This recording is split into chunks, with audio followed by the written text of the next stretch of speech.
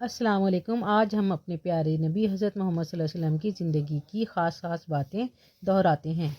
حضرت محمد صلی اللہ علیہ وسلم 12 ربیع الاول 571 عیسوی کو سعودی عرب کے شہر مکہ میں پیدا ہوئے۔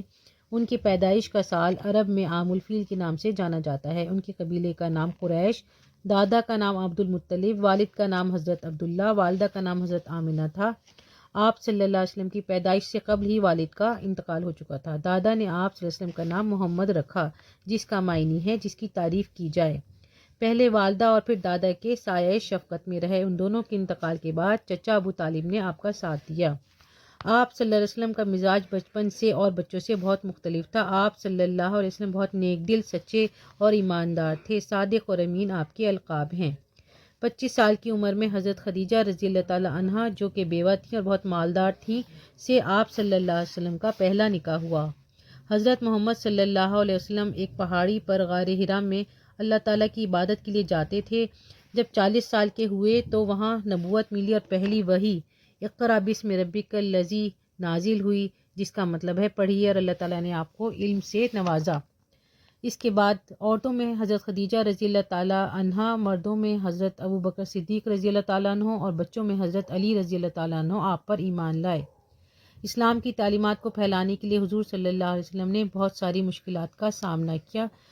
طائف کا واقعہ اس میں قابل ذکر ہے۔ مدینہ منورہ ہجرت بھی کی۔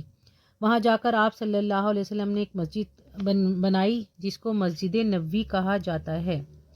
آپ صلی اللہ علیہ وسلم کو نبوت کے 10ویں سال حضرت جبرائیل علیہ السلام مکہ سے یروشلم لے گئے۔ پھر معراج کا سفر ہوا جو ایک ہی رات میں ہوا، اور اللہ تعالیٰ نے آپ کو امت کے لیے 5 نمازوں کا تحفہ دیا۔ یہ ایک بہت بڑا معجزہ ہے۔